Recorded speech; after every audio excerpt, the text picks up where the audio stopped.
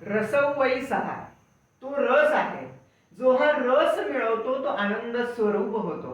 नमस्कार, मी ध्रुव सचिन पटवर्धन, धनंजयराव गाडगीळ वाणिज्य महाविद्यालयाचा विद्यार्थी, आज आपल्या पुढे उलगडण्याचा प्रयत्न करणार आहे मोरोपंतांच्या काव्यातील रससौंदर्य. कीर्तनासी न रहो तुम्ही जागा, कीर्तनासी न रहो तुम्ही जागा, कीर्तनासी न रहो तुम्ही जागा, कीर्तनासी न रहो तुम्ही जागा.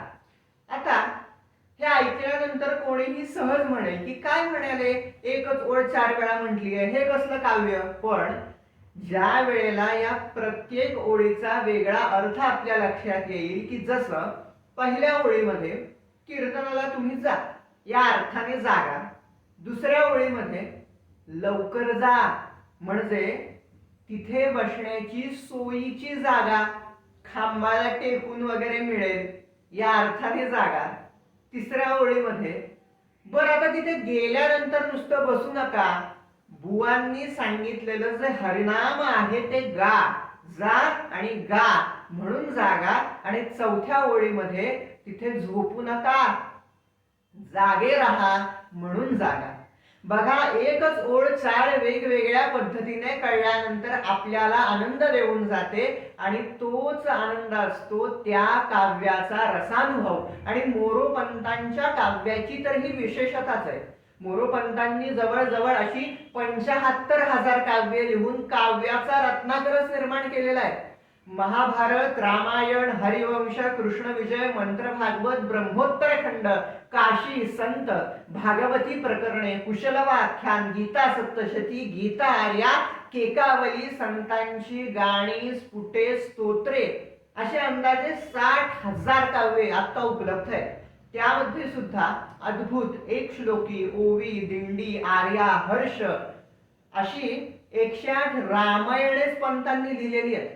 त्यातल्या निरोष्ठ रामायणामध्ये तर जे शब्द उच्चारताना ओठ बंद होतात, जसं की प फ ब भ म असे शब्दच वगळून श्लोकांची रचना केलेली आहे. आता राम राम शब्द न वापरता रामायण कसं लिहिलं असेल. मंत्र रामायणामध्ये तर आर्या गीती वृत्तात श्रीराम जय राम जय जय राम हा त्रयोदशाक्षरी मंत्र आणि रामरक्षा लीलया गुंफलेली आहे. एखाद्या सुंदरशा चकाकणाऱ्या हिऱ्याला कसे सुंदर सुंदर पैलू असतात ना, अगदी त्याचप्रमाणे मोरोपंतांचं काव्य हे विविध पैलूंनी नटलेलं असं काव्य आहे.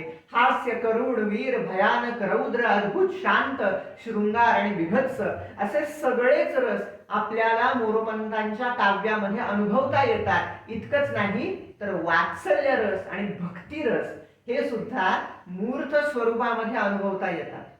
भागवत रामायणामध्ये अनेक प्रसंगामध्ये वीररस, हरिवंशामध्ये शृंगार रस, अभिमन्यूच्या वधानंतर अर्जुनाने केलेला शोक आणि स्त्री पर्वातील हृदय विदीर्ण करणारे प्रसंग करुणरस, गोपींचा भक्तिभाव भक्तिरस, कर्ण पर्वातील भीमाने पिलेले दुःशासनाचे रक्त विभत्स आणि रौद्र रस, कृष्ण विजयामध्ये मोरोपंतांनी सुभद्रेचं आख्यान लिहित असताना त्याच्यामध्ये निर्माण केलेला हास्यरस, अशी अनेक उदाहरणं देता येतील.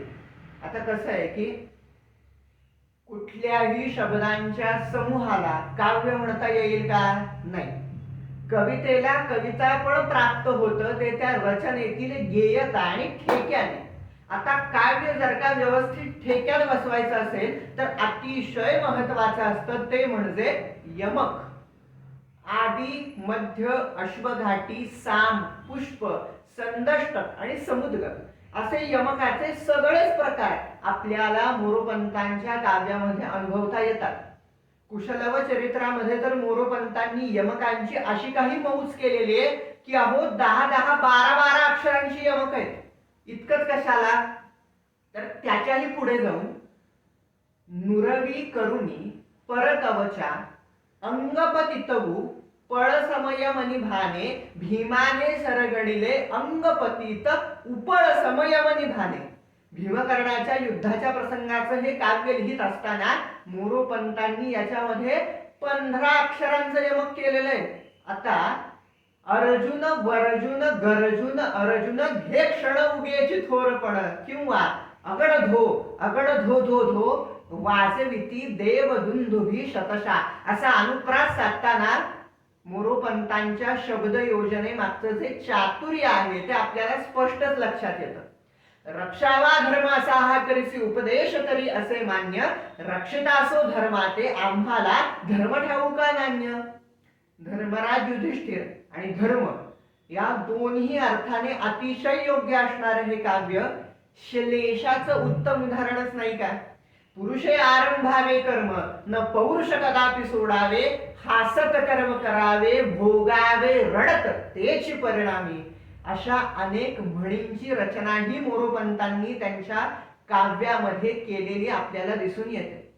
दावा हवाला कोतवाल मर्द पगडी लगाम तोबा असे काही यावनी भाषेतले शब्द सुद्धा मोरोपंतांनी त्यांच्या काव्यामध्ये वापरलेले आहेत. आता कथेतल्या पात्रानुसार भाषेची सुयोग्य रचना ही केलेली दिसते. म्हणजे पात्र जर का बोबडे किंवा लहान मूल असेल तर बोबडे शब्द सुद्धा आहेत. पित्त उसळणे, हार खाणे, पाण्यापरीस पातळ अशा लोक उक्तीही मोरोपंतांच्या काव्यामध्ये आपल्याला आढळतात. झाला म्लान फिरविला जेवी पुष्पांचा वन्हीवरी हार, अग्नीवरती फुलांचा हार फिरवल्यानंतर ती फुलं कशी कोमेजतील ना तसा तो कोमेजला. किती सुंदर उपमा आहे. अहो, विविध उपमांचा आणि अलंकारांचा बहरच मोरोपंतांच्या काव्यामध्ये आहे. एकेका आर्येमध्ये काव्यार्थपत्ती, लोकोक्ती, परिकर, अतिशयोक्ती असे अलंकार आहेत. आर्या मयूरपंतांची मराठी भाषेमध्ये सगळ्यात पहिल्यांदा आर्या वृत्तात लिखाण करायला सुरुवात केली ती मोरोपंतांनीच. किती बोलू आणि किती सांगू. मोरोपंतांच्या काव्यामध्ये वर्णन केलेल्या गुणातून जो रस निर्माण होतो तो निश्चित आनंद देऊन जातो आणि तेच त्याचे सौंदर्य असते. माऊलींच्या भाषेत सांगायचं झालं तर तेही प्राणा परवते, आवड तिथे निरुते, जे भक्त चरित्राते प्रशंसिती. अहो, देव भक्त संत यांचं वर्णन करणारे प्राणा पलीकडे आवडते ठरतात.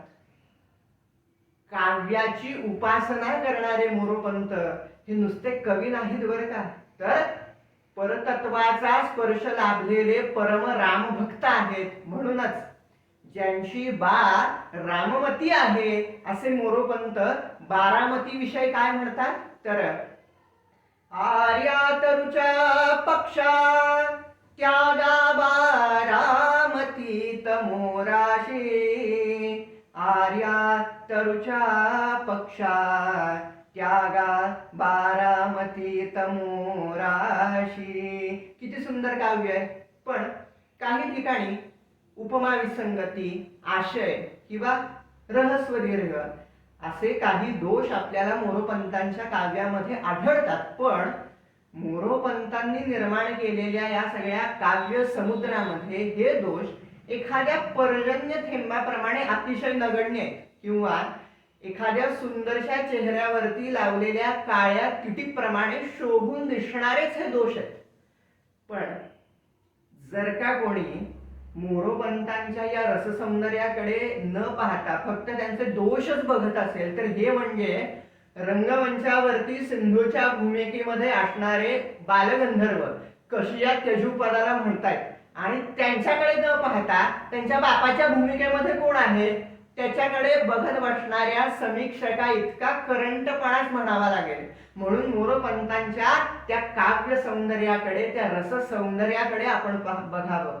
वक्तृत्वा गोडपणे माऊली हे वर्णन करतीये. कसं आहे ते रस सौंदर्य तर वक्तृत्वा गोडपणे अमृताते पारुखे म्हणे, रस होती गोडंगणे अक्षरांसी, भावाचे अवतरण अवतरविती खोण, हाता चढे संपूर्ण तत्वभेद. मला असं वाटतं की मोरोपंतांनी सगळ्या भाषा घटकांची केलेली सेवा कशी होती याचंच वर्णन माऊलीने इथं केलेलं आहे. अमृतालाही जिंकणारे बोलण्यातील गोडपण आणि नेमकेपण, एक एक शब्द अवतरित होताना त्या प्रत्येक शब्दासोबत प्रकट होत असणारे तत्व सिद्धांत कालिदासासम उपमा आणि उत्प्रेक्षा अलंकारांनी नटलेले, भारवीची आशय घनता घेऊन आलेले, दंडीच्या शब्द चापल्याचे पद लालित्याचे दर्शन घडवणारे, नवरसांनी युक्त सौंदर्य पूर्ण असंच काव्य आहे मोरोपंतांचं. धन्यवाद.